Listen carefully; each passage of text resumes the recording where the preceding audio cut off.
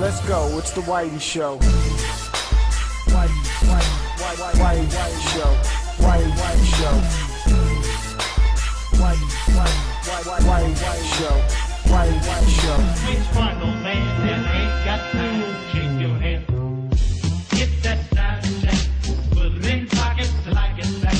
Going downtown. As a lot of you who have watched my reviews for the years know, I love Nier, the first game. I was actually one of the first reviewers that put out a review because I got it early. I played it for hours upon hours, and I really did love it. It was one of the only games I also beat multiple times after because the gameplay was changing, or at least the game itself, where you learn more and more about the world and the story. So when I heard that Nier was getting a sequel, I was ecstatic. This was the game that I've been waiting for because I love Nier's world and character so much. So here comes Nier 2, and it's made by Platinum Games, and this company for me has been one of the better companies out there when it comes to high-end action gameplay. So what can go wrong? Let's find out.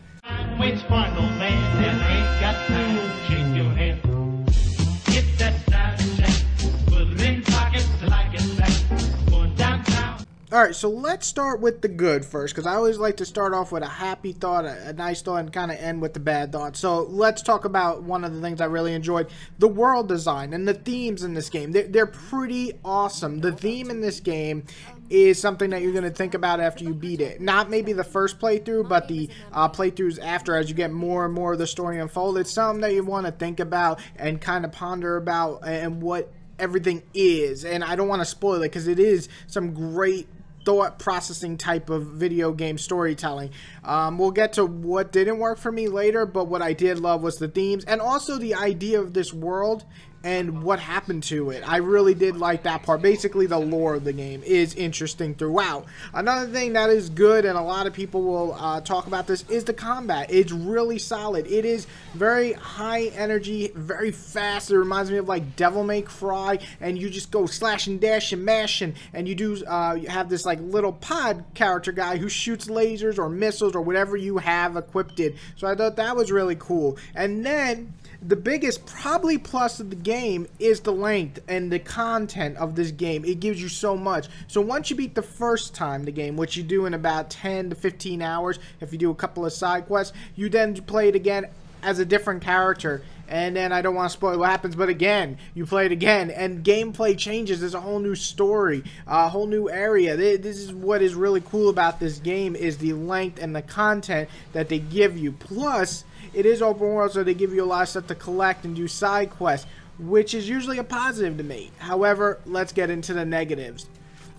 The side quests in this game are just terrible. They're awful. They're predated. They're not fun to do. And yes, some people will say, no, it gives the world building experience, but it really doesn't. There's a couple of side quests in this game that do, but for the most part, most of the side quests are pretty much garbage. And I get that they're trying to push the themes, like doing one side quest and you find out one of the people in the scavenger camp were killed by a robot, and it gives the theme of, should we tell them, will it break their heart, blah, blah, blah.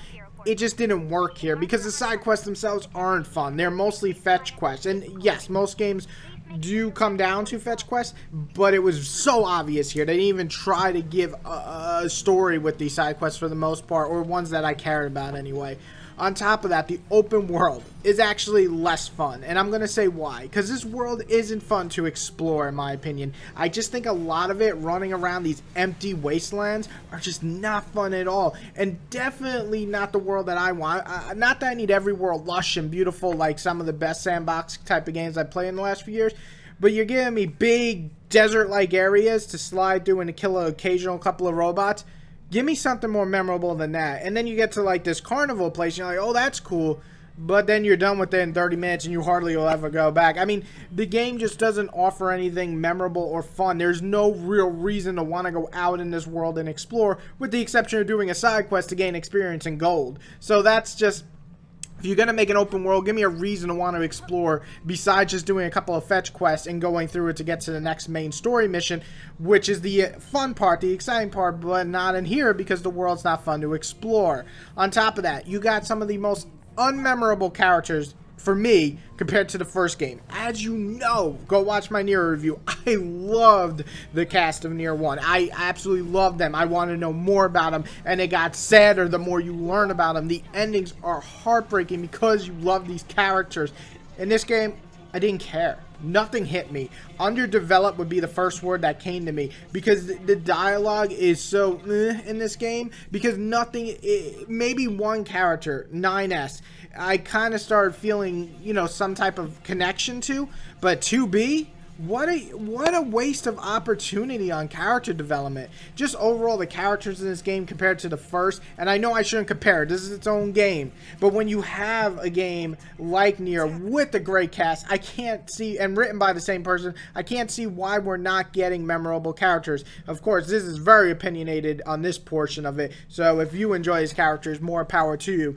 The last thing, and the last negative, is, like I said, the themes are good, but the story is okay at best. Like, by the end, I was just kind of happy I was done with it, which is a weird thing. I didn't come into this game hating it. I was super hyped. I bought this game at full price. It's not like I got a review copy, so I was ready to dig into this and play 40+ hours, and in the end, I was so glad I was just done with it, because I wasn't feeling this story at all. And it really comes down to the characters, unfortunately. But again, this game's story, it just really, I can't say what happens because there's so much spoilers, and some people will love this story, but for me, I just needed more, and it mostly comes, this is connected to the characters, they weren't giving me. Waits for no man that ain't got time to shake your head. Get that side check, put it in pockets like it's back, going downtown. Holy smokes, you're with me still? I know at this point, fans of this game are just like, your opinion is trash, you suck.